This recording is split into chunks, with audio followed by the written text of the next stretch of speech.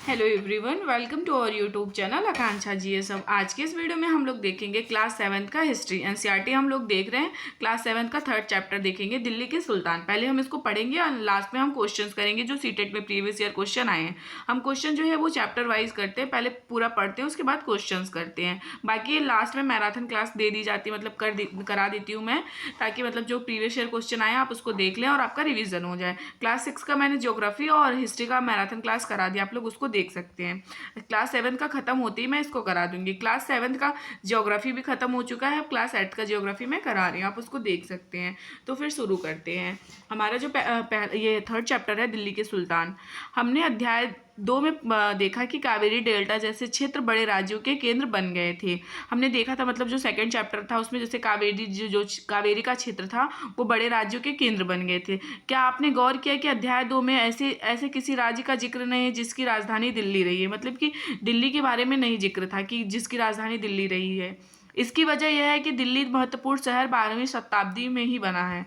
मतलब कि 12वीं शताब्दी में दिल्ली जो है महत्वपूर्ण शहर बना है। तालिका 1 पे नजर डालिए। ये रहा, देखिए तालिका 1। ये साफ तो दिख नहीं रहा है। तालिका 1 पे नजर डालिए। पहले पहल तोमर राजपूतों के काल में दिल्ली किस साम्राज्य की राजधानी बनी?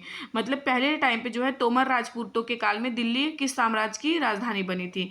12वीं सदी के मध्य में तोमरों को अजमेर के चौहान, मतलब जो चाहमान नाम से भी जाने जाते थे, हम सेकंड चैप्टर में इनको पढ़े थे। तो तोमरों के अजमेर जो थे चौहान के नाम से जाने जाते थे, इन्होंने परास्त किया था। और तोमरों और चौहानों के राज्यकाल में ही दिल्ली वाणिज्य का एक महत्वपूर्ण केंद्र बन गया था। जो तोमर थे और चौहान मतलब जो थे, इन दोनों के टाइम पे ही जो दिल्ली था ये वाणिज्य का एक महत्वपूर्ण केंद्र बन गया था। इस शहर में बहुत सारे समृद्धशाली जैन व्यापारी रहते थे जिन्होंने अनेक मंदिरों का निर्माण करवाया है।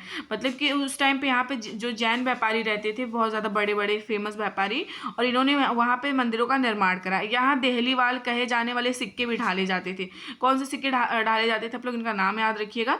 देहलीवाल जो कहे जाने वाले सिक्के थे ये भी ढाले जाते थे, जो काफी प्रचलन में था उस टाइम पे। 13वीं सदी के आरंभ में दिल्ली सल्तनत की स्थापना हुई। देखो 13वीं सदी के मतलब कि आरंभ में दिल्ली सल्तनत की स्थापना, इसकी स्थापना कुतुबुद्दीन ऐबक ने की थी, लेकिन इसका वास्तविक संस्थापक अगर क्वेश्चन में पूछेगा तो इल्तुतमिश था। क्योंकि इल्तुतमिश जो था ये दिल्ली में आके दिल्ली को अपनी राजधानी बनाया था, दिल्ली में बैठ के शासन किया था। लेकिन जो कुतुबुद्दीन ऐबक था वो लाहौर में बैठ के शासन कर रहा था, वो दिल्ली में नहीं आया हुआ था। इसके साथ ही दिल्ली एक ऐसी राजधानी में बदल गई जिसका नियंत्रण इस उपमहाद्वीप के बहुत बड़े क्षेत्र पर फैला था। और तालिका 1 पर फिर से नजर डालिए। उन 5 वंशों को पहचान कीजिए जिनसे मिलकर दिल्ली की सल्तनत बनी है। अभी हम आगे देखेंगे, मतलब दिल्ली की सल्तनत में कौन कौन राज्य, कौन कौन से वंश ने, क्योंकि इससे सीक्वेंस में लाने के लिए आ जाता है और इसको देखना बहुत जरूरी है।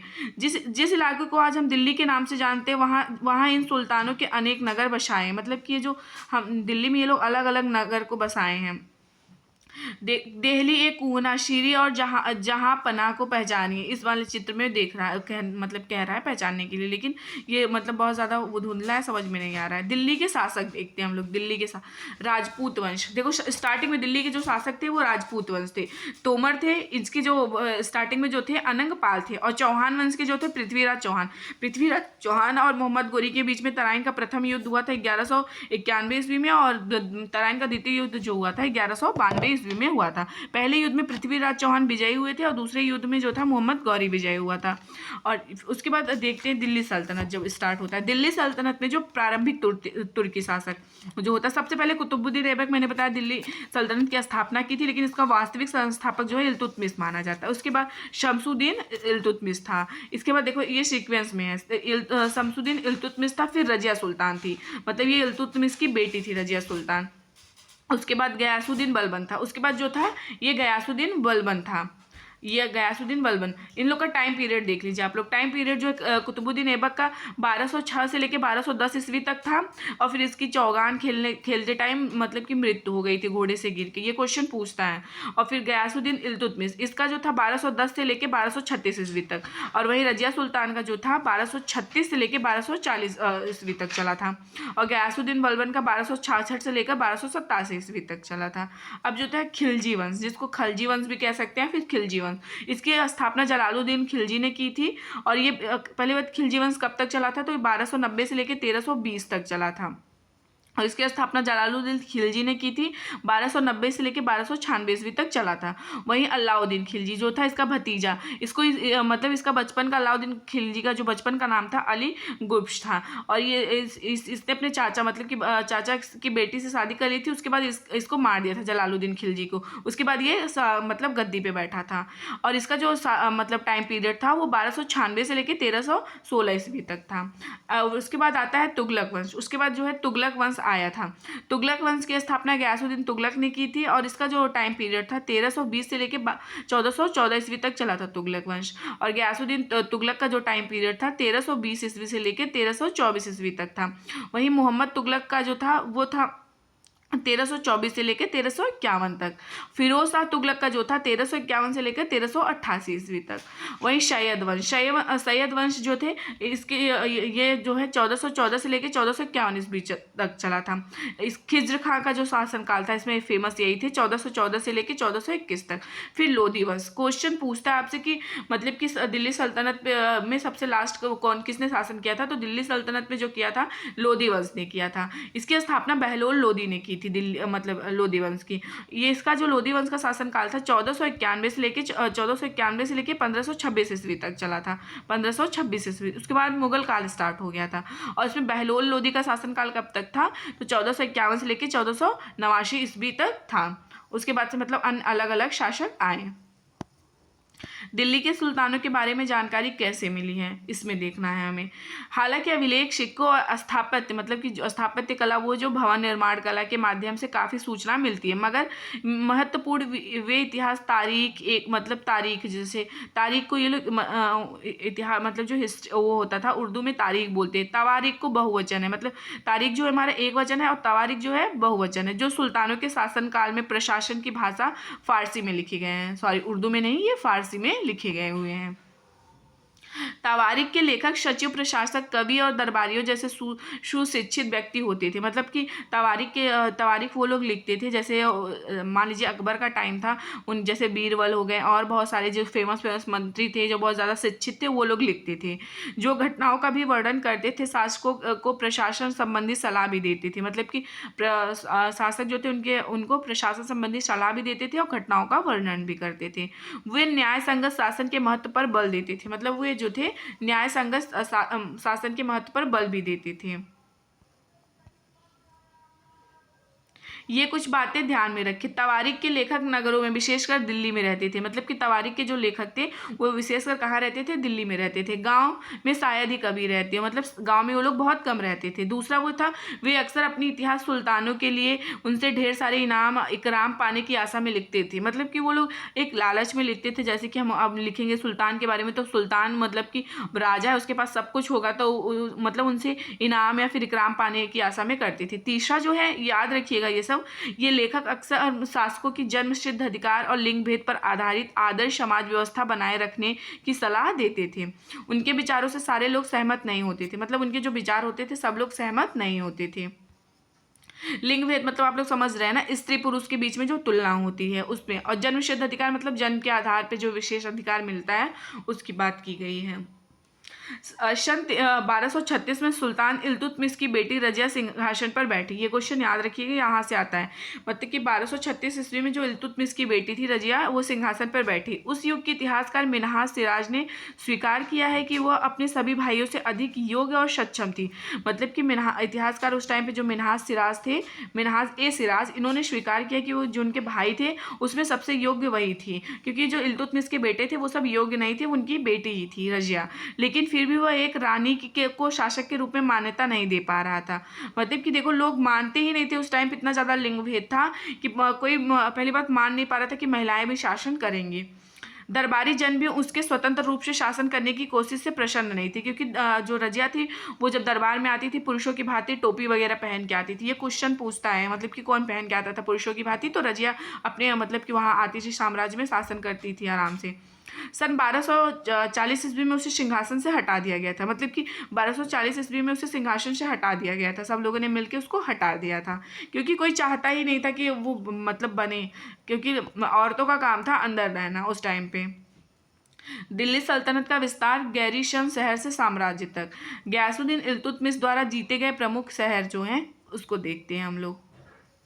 13वीं शताब्दी के आरंभिक वर्षों में दिल्ली के सुल्तानों का शासन गैरिसनों का मतलब ये होता है रक्षक सैनिकों की टुकड़ियों के निवास के लिए बने मजबूत किलेबंद शहरों से परे शायद ही कभी फैला हो। शहरों में संबंध लेकिन उनसे दूर भीतरी प्रदेशों पर उनका नियंत्रण ना के बराबर था, इसलिए उन्हें आवश्यक सामग्री, रसद आदि के लिए व्यापार कर, लूट मार पर ही निर्भर रहना पड़ता था। मतलब कि वो लोग पूरी तरह से मतलब उनके पास खाने पीने के लिए फिर मतलब जैसे हो सकता है आर्थिक चीज़ें जो थी जिससे उनका मतलब डेवलप हो सके, तो वो सब उनके पास नहीं था, तो इसलिए वो लोग ज़्यादा क्या करते थे, वो लोग जैसे लूट मार वगैरह पे निर्भर रहते थे। दिल्ली से सुदूर बंगाल और सिंध के गैरिसन शहरों का नियंत्रण बहुत ही कठिन था। मतलब दिल्ली से जैसे सुदूर मतलब दूर के जो हो गए जैसे बंगाल, सिंध और गैरिसन शहरों का नियंत्रण ही बहुत ही कठिन था। बगावती युद्ध, यहाँ तक कि खराब मौसम से भी उनसे संपर्क के नाजुक जो सूत्र थे छिन्न भिन्न हो जाते थे। शासन को अफगानिस्तान से आने वाले हमलावर और उन सूबेदारों से बराबर चुनौती मिलती रहती थी, जो जरा सी कमजोरी का आभास मिलते ही विद्रोह का झंडा कर देते थे। मतलब कि झंडा खड़ा कर देते कि अभी हम मतलब विद्रोह करेंगे, इस तरह की बातें होती थी। इन चुनौतियों के चलते सल्तनत बड़ी मुश्किल से किसी तरह अपने आप को बचाए हुए थी। इसका संस्थापक गयासुद्दीन बलबन के शासनकाल में हुआ। मतलब कि इसका जो संस्थापन था गयासुद्दीन बलबन के शासनकाल में हुआ और इसका विस्तार अलाउद्दीन खिलजी और मोहम्मद तुगलक के राज्यकाल में हुआ। मतलब इसका जो स्थापना था गयासुद्दीन बलबन के टाइम पे हुआ था और इसका विस्तार जो था अलाउद्दीन खिलजी जो थे और मोहम्मद तुगलक के राज्यकाल में हुआ था। सल्तनत की भीतरी सीमाओं में जो अभियान चले उनका लक्ष्य था गैरिसन शहरों की पृष्ठभूमि में स्थिति भीतरी क्षेत्रों की स्थिति को मजबूत करना। इन अभियानों के दौरान गंगा यमुना के दोआब से जंगलों को साफ कर दिया गया और शिकारी, संग्राहक तथा चारवाहों को उनके प्रयास से खदेड़ दिया गया। वहीं जो मतलब कि वहीं पे जो जमीन किसानों को दी गई और कृषि कार्य को प्रोत्साहन दिया गया। मतलब कि वहीं जो जमीन थी किसानों को दिया गया और कृषि कार्य को प्रोत्साहन दिया गया कि आप लोग मतलब जो जमीन किसान लिए उस पर अच्छे से आप लोग खेती करिए और जो है फसल को उपजाइए। व्यापार मार्गों की सुरक्षा और क्षेत्रीय व्यापार की उन्नति के खातिर नए किले, गैरिसन शहर और शहर बसाए गए। मतलब कि व्यापार के लिए मार्ग बनाए गए और मार्गों में मतलब कि सैनिक वगैरह लगाए गए सुरक्षा के लिए और क्षेत्र की उन्नति के लिए नए किले वगैरह बनाए गए। दूसरा विस्तार दिल्ली की बाहरी सीमा पर हुआ। मतलब दूसरा विस्तार जो था वो दिल्ली की बाहरी सीमा पर हुआ। अलाउद्दीन खिलजी के शासनकाल में दक्षिण भारत को लक्ष्य करके सैनिक अभियान शुरू हुआ और ये अभियान मोहम्मद तुगलक के समय में अपनी चरम सीमा पर पहुंची। इन अभियानों में सल्तनत की सेनाओं ने हाथी, घोड़े, गुलाम और मूल्यवान धातु अपने कब्जे में ले ली थी। मतलब जो दिल्ली सल्तनत के मतलब ये लोग थे राजा लोग, उस टाइम पे ये लोग क्या किए, सेनाओं की हाथी, घोड़े, गुलाम और मूल्यवान धातु अपने कब्जे में ले लिए थे। दिल्ली सल्तनत की सेनाओं की शुरुआत अपेक्षाकृत कमज़ोर थी। मतलब स्टार्टिंग में जो थी इनकी जो सेनाएं थी वो कमज़ोर थी जितना हम लोग मतलब ये लोग एक्सपेक्ट करते थे। मगर 150 वर्ष बाद मोहम्मद तुगलक के राज्यकाल के अंत तक इस उपमहाद्वीप का एक विशाल क्षेत्र इसके युद्ध अभियान के अंतर्गत आ चुका था। इसने शत्रुओं की सेनाओं को परास्त किया, शहरों पर कब्जा किया। इसके सूबेदार प्रशासक मुकदमे में फैसले सुनाते थे और साथ ही किसानों से कर वसूला करते थे।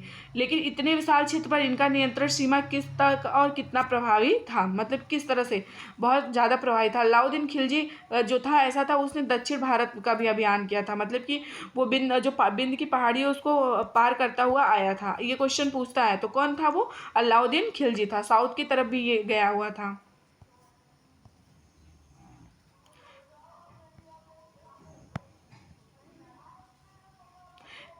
खलजी और तुगलक वंश के अंतर्गत प्रशासन और समेकन। नज़दीक से एक नज़र, मतलब नज़र जो देखना है हमें इसमें थोड़ा सा पढ़ना है। दिल्ली सल्तनत जैसे विशाल साम्राज्य के समेकन के लिए विश्वसनीय सूबेदार तथा प्रशासकों की जरूरत थी।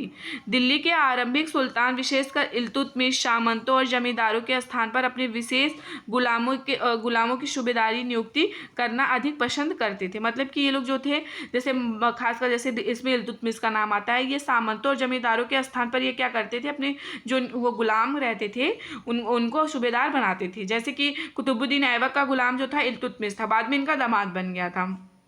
तो इस तरह से इन गुलामों को फारसी में बदगा कहा जाता है। ये लोग ये याद रखिएगा, इन गुलामों को क्या कहा जाता था, फारसी में बंदगा कहा जाता था। इन्हें सैनिक सेवा के लिए खरीदा जाता था। उन्हें राज्य के कुछ बहुत ही महत्वपूर्ण राजनीतिक पदों पर काम करने के लिए बड़ी सावधानी से प्रशिक्षित किया जाता था, क्योंकि चूंकि पूरी तरह अपने मालिक पर निर्भर होते थे, इसलिए सुल्तान भी विश्वास करके उन पर निर्भर हो सकते थे। मतलब अपने गुलाम जो थे उनको अच्छे से प्रशिक्षित किया जाता था, क्योंकि फिर उन्हें पूरी जिम्मेदारी दे दी जाती थी और ये अपने मालिक पे पूरी तरह निर्भर रहते थे और सुल्तान भी इन पे पूरी तरह से निर्भर हो जाते थे, क्योंकि भरोसा करते थे इन पे। खलजी तथा तुगलक शासक बंदगा का इस्तेमाल करते रहे, साथ ही अपने पर आश्रित निम्न वर्गों के लोगों को उच्च राजनीतिक पदों पर बैठाते रहे। ऐसे लोगों को सेनापति और सूबेदार जैसे पद दिए जाते थे, लेकिन इससे राजनीतिक अस्थिरता भी पैदा होने लगा। मतलब कि इस तरह से राजनीतिक अस्थिरता भी पैदा होने लगा। गुलाम और आश्रित अपने मालिकों और संरक्षकों के प्रति तो वफादार रहते थे, मगर उनके उत्तराधिकारियों के प्रति नहीं। मतलब कि जो मान लो जैसे अब ये बड़े बड़े या फिर छोटे लोगों को बना देते थे, अच्छा पद दे देते थे, तो ये लोग गुलाम जो थे या फिर आश्रित अपने मालिकों जो राजा उन्हें बनाते थे उनके लिए तो ये लोग वफादार रहते थे, लेकिन जैसे अब उनका बेटा उत्तराधिकारी हुआ तो उसके लिए ये क्या कहते थे, वफादार नहीं होते थे। और ये लोग ऐसा करते थे, एक दूसरे को मार के अपनी मतलब की गद्दी हासिल कर लेते थे। नए सुल्तानों के अपने नौकर होते थे, फलस्वरूप किसी नए शासक के सिंहासन पर बैठते ही प्राय नए और पुराने सरदारों के बीच टकराहट शुरू हो जाती थी। मतलब कि जो पुराने होते थे और नए के बीच में क्या होता था, टकराहट शुरू हो जाती थी। सुल्तानों द्वारा निचले तबके के लोगों को संरक्षण दिए जाने के कारण उच्च वर्ग के कई लोगों को गहरा धक्का भी लगता था। मतलब उन लोग सोचते थे कि छोटे वर्ग के लोग कैसे आगे बढ़ रहे हैं। और फारसी तवारीख के लेखकों ने निचले खानदान के लोगों को उच्च पदों पर बैठाने के लिए दिल्ली के सुल्तानों की आलोचना भी की है। मतलब ये जो तवारीख के लेखक जो थे, ये नीचे खानदान के लोग जो थे उनको ऊंचे पदों पर बैठाने के लिए जो दिल्ली के सुल्तान थे उनकी आलोचना की कि क्यों इन्होंने बैठाया है। इस तरह से पहले वाले सुल्तानों की ही तरह मतलब खलजी या फिर खिलजी और तुगलक शासकों ने भी सेना नायकों को भिन्न भिन्न आकार के इलाकों के सूबेदार के रूप में नियुक्त किया। ये इलाके इक्ता कहलाते थे और इन्हें संभालने वाले अधिकारी इक्तादार या मुक्ति कहे जाते थे। मतलब इन्हें जो संभालते थे लोग इक्तादार या मुक्ति कहे जाते थे। मुक्ति का फर्ज था सैनिक अभियानों का नेतृत्व करना और अपने इक्तों में कानून और व्यवस्था बनाए रखना। अपने सैनिकों सेवाओं के बदले वेतन के रूप में मुफ्ती अपने इलाकों से राजस्व की वसूली किया करते थे। राजस्व के रूप में मिली रकम से हुए अपने सैनिकों को भी तनख्वाह देते थे। मुक्ति लोगों पर काबू रखने का सबसे प्रभावी तरीका था कि उनका पद वंश परंपरा से ना चले और ना ही उन्हें भी इक्ता थोड़े थोड़े समय के लिए ही मिले, जिसके बाद उनका स्थानांतरण कर दिया जाता था। सुल्तान अलाउद्दीन खिलजी जो थे और मोहम्मद तुगलक के शासनकाल में नौकरी के इन कठोर नियमों का बड़ी सख्ती से पालन होता था। मुक्ति लोग जो थे उनके द्वारा एकत्रित किए गए राजस्व की रकम का हिसाब लेने के लिए राज्य द्वारा लेखा अधिकारी नियुक्त किए जाते थे। मतलब कि जो टैक्स वगैरह या फिर जो कर वगैरह लेते थे तो राज्य के द्वारा जो है अधिकारी नियुक्त किए जाते थे। इस बात का ध्यान रखा जाता था कि मुक्ति राज्य द्वारा निर्धारित कर ही वसूले और तथ्य मतलब कि उनसे इतना ही कर वसूले जितना किया गया, बहुत ज़्यादा नहीं। तय संख्या के अनुसार सैनिक रखे और मतलब कि जितना तय किया गया है उतना ही सैनिक रखा जाए। जब दिल्ली के सुल्तान शहरों से दूर आंतरिक इलाकों को भी अपने अधिकार में ले आए तो उन्होंने भूमि के स्वामी सामंतों और अमीर जमींदारों को भी अपने सत्ता के आगे झुकने के लिए बाध्य कर दिया। अलाउद्दीन खिलजी के शासनकाल में भू राजस्व के निर्धारण और वसूली के कार्य को राज्य अपने नियंत्रण में ले आया। स्थानीय सामंतों से कर लगाने का अधिकार छीन लिया गया, बल्कि स्वयं उन्हें भी कर चुकाने को बाध्य किया गया। सुल्तान के प्रशासकों ने जमीन की पैमाइश की और मतलब कि सुल्तान के जो वो थे प्रशासक जो थे जमीन की पैमाइश की और इसका हिसाब मतलब कि बड़ी सावधानी से रखा। कुछ पुराने सामंत और जमींदार राजस्व के निर्धारण और वसूली अधिकारी के रूप में सल्तनत की नौकरी मतलब करने में लगे हुए थे। उस समय 3 तरह के कर थे, ये याद रखिएगा, 3 तरह के कर। यहाँ से क्वेश्चन पूछता है कृषि पर जिसे खराज कहा जाता था, कृषि पे जो लगता था उसे खराज कहा जाता था। ये क्वेश्चन देखो अभी आया था जो ऑफलाइन हुआ था अगस्त में। कृषि पर जो लगता था उसको खराज कहा जाता था, जो किसान की उपज का लगभग 50% मतलब भाग होता था। मवेशियों पर लगता था तथा घरों पर लगता था। और कृषि वाला याद रखिएगा, खराज इसको कहा जाता था और जो किसान की उपज का लगभग 50% लगता था, ये याद रखिएगा। फिर मवेशियों पर सेकंड लगता था और तीसरा जो है घरों पर लगता था। यह याद रखना जरूरी है कि इस उपमहाद्वीप की काफ़ी बड़ा हिस्सा दिल्ली के सुल्तानों के अधिकार से ही बाहर था। दिल्ली से ही बंगाल जैसे सुदूर प्रांत का नियंत्रण कठिन था और दक्षिण भारत की विजय के तुरंत बाद ही वो पूरा क्षेत्र फिर से स्वतंत्र हो गया था। यहाँ तक कि गंगा के मैदानी इलाके भी घने जंगले वाले ऐसे क्षेत्र थे जिनमें बैठने में सुल्तान की सेनाएं अक्षम थी, मतलब कि वो सक्षम नहीं थी वहाँ पे बैठने वगैरह या फिर रहने के लिए। स्थानीय सरदारों की इन क्षेत्रों में अपना शासन जमा लिया। अलाउद्दीन खिलजी और मोहम्मद तुगलक के इन इलाकों पर जोर जबरदस्ती अपना अधिकार जमा तो लेते थे, पर वह अधिकार कुछ समय तक ही रह पाता। मतलब अलाउद्दीन खिलजी या फिर मोहम्मद तुगलक के जो सैनिक थे ये जोर जबरदस्ती अधिकार तो जमा लेती थी, लेकिन हमेशा अधिकार नहीं था। कुछ टाइम के लिए ये लोग रह पाते थे, उसके बाद वहां से वो लोग चले जाते थे। चंगेज खां के बारे में देखते हैं हम लोग। चंगेज खां के नेतृत्व में मंगोलों ने 1219 में उत्तरी जो थी उत्तर पूर्वी ईरान में ट्रांसआक्शियाना, मतलब कि जो है चंगेज खान के नेतृत्व में मंगोल जो थे 1219 ईस्वी में उत्तर पूर्वी ईरान में ट्रांसआक्शियाना, आधुनिक उज्बेकिस्तान, मतलब इस टाइम पे जो है इसका नाम क्या है, उज्बेकिस्तान पर हमला किया और इसके शीघ्र ही बाद दिल्ली सल्तनत को धावा झेलना पड़ा। मतलब उसके बाद इन्होंने मतलब तुरंत दिल्ली को भी धावा झेलना पड़ा। अलाउद्दीन खिलजी और मोहम्मद तुगलक के शासनकालों में के आरंभ में दिल्ली पर मंगोलों के धावे बढ़ गए। मतलब कि मंगोल से ये लोग बचाते तो थे, लेकिन सबसे ज़्यादा बढ़े कब, अलाउद्दीन खिलजी के टाइम पे और मोहम्मद तुगलक के टाइम पे। इससे मजबूर होकर दोनों ही सुल्तानों को एक विशाल अस्थायी सेना खड़ी करनी पड़ी। मतलब कि लोग सोचे कि अब विशाल अस्थायी सेना खड़ी करनी पड़ेगी मंगोलों से बचाने के लिए। इतनी विशाल सेना को संभालना प्रशासन के लिए भारी चुनौती था। आइए देखें कि दोनों सुल्तानों ने, मतलब कि अब ये देखना है कि दोनों सुल्तानों ने इस चुनौती का सामना किस प्रकार किया है। अब ये यहाँ से बहुत ज़्यादा इम्पोर्टेंट होता है। अब अलाउद्दीन खिलजी और मोहम्मद तुगलक के बीच में हम लोग देखते हैं अंतर। दिल्ली पर 2 बार हमले हुए हैं, 1299 से लेकर 1300 और फिर 1302 से लेकर 1303 में। इनका सामना करने के लिए अलाउद्दीन खिलजी ने एक विशाल अस्थायी सेना खड़ी की। मतलब कि इनका सामना करने के लिए मंगोलों का अलाउद्दीन खिलजी जो था एक विशाल सेना मतलब खड़ी की। अब मोहम्मद तुगलक का देखते हैं। मोहम्मद तुगलक के शासन के प्रारंभिक वर्षों में दिल्ली सल्तनत पर हमला हुआ, मंगोल सेना परास्त हो गई। मतलब मंगोल सेना जो थी वो हार गई थी। मोहम्मद तुगलक को अपनी सेना की शक्ति और अपने संसाधनों पर इतना विश्वास था कि उसने ट्रांसआक्शियान, मतलब जिसको उज्बेकिस्तान अभी बोला जाता है, पर आक्रमण की योजना बना ली। एक अस्थायी सेना तैयार करना उसका आक्रामक कदम था। मतलब कि उसने एक अस्थायी सेना को तैयार करना चाहा। अब अलाउद्दीन खिलजी ने अपने सैनिकों के लिए सीरी नामक एक नया गैरिसन शहर बनाया। ये याद रखिएगा, अलाउद्दीन खिलजी अपने सैनिकों के लिए कौन सा शहर बनाया था, तो सीरी नामक एक गैरिसन शहर बनाया था।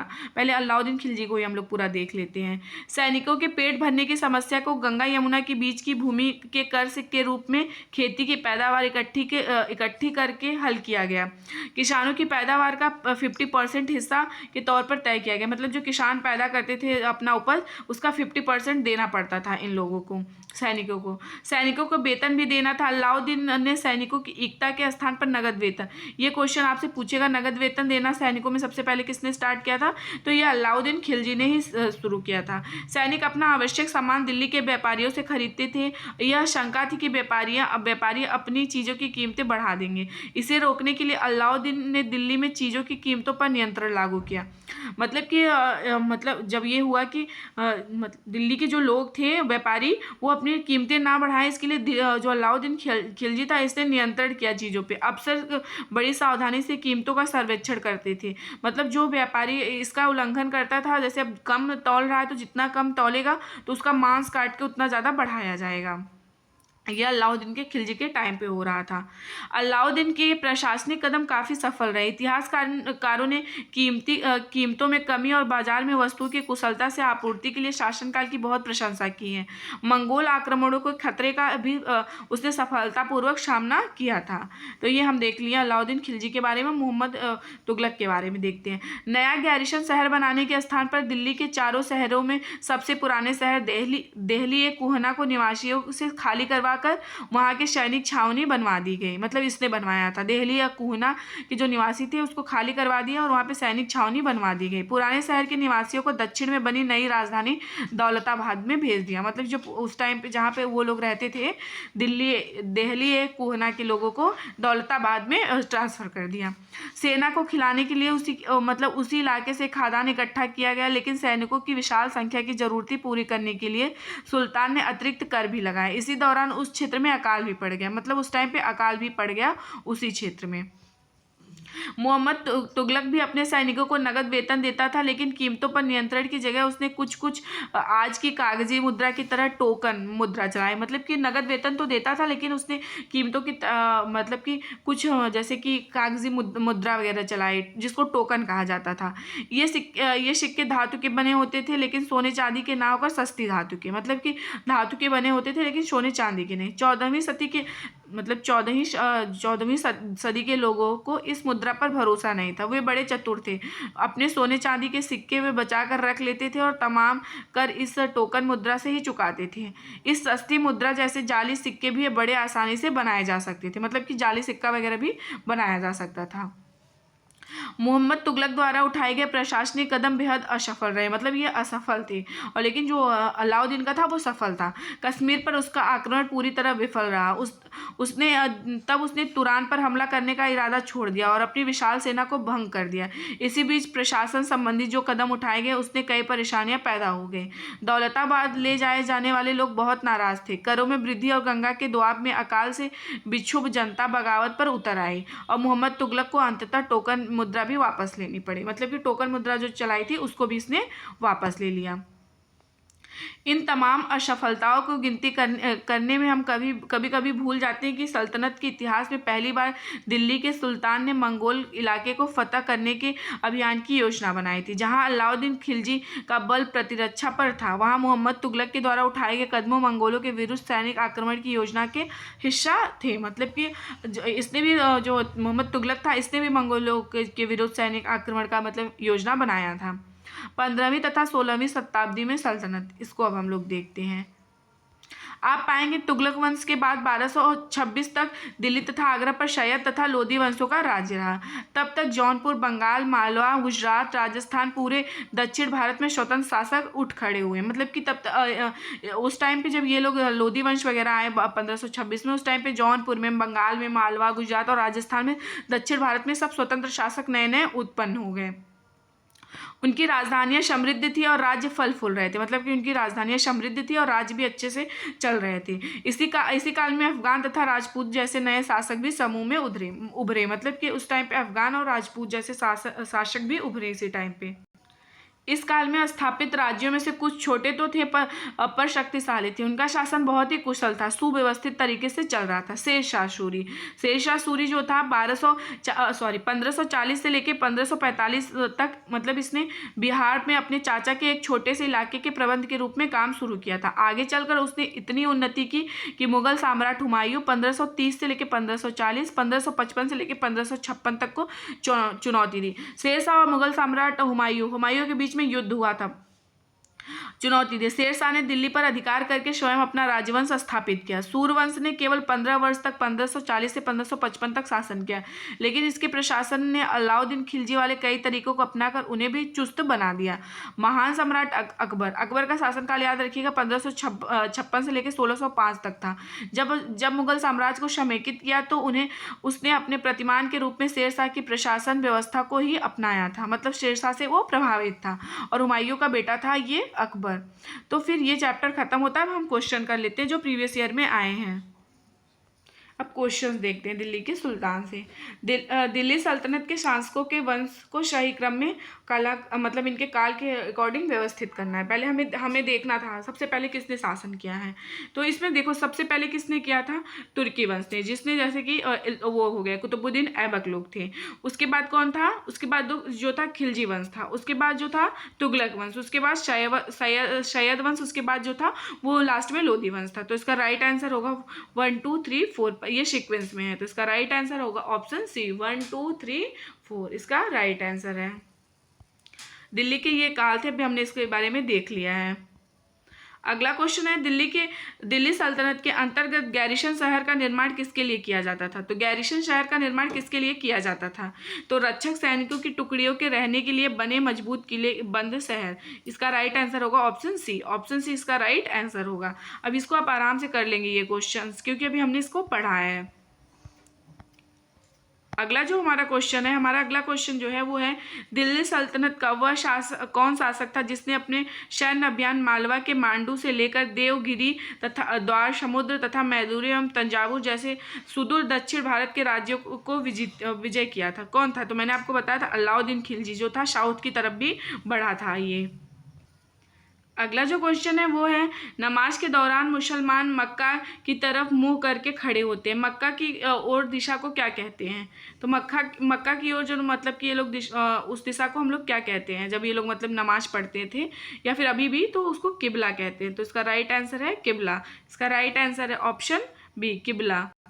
अगला जो क्वेश्चन है वो है दिल्ली सल्तनत के अंतर्गत बंदगाह शब्द किसके लिए प्रयोग किया जाता था। तो गुलाम के लिए किया जाता था। इसका राइट आंसर होगा ऑप्शन बी गुलाम के लिए किया जाता था। अगला जो क्वेश्चन है दिल्ली सल्तनत के संदर्भ में निम्न कथनों पर विचार कीजिए। भिन्न भिन्न आकार वाले इलाके इक्ता कहलाते थे। तो इक्ता कहलाते थे, इसका राइट आंसर ये तो सही है। इन इक्तों को संभालने वाले अधिकारी अमीर कहलाते थे, ऐसा नहीं है। तो इसका राइट आंसर होगा ऑप्शन ए, केवल एक सही है। तो इसका राइट आंसर होगा ऑप्शन ए।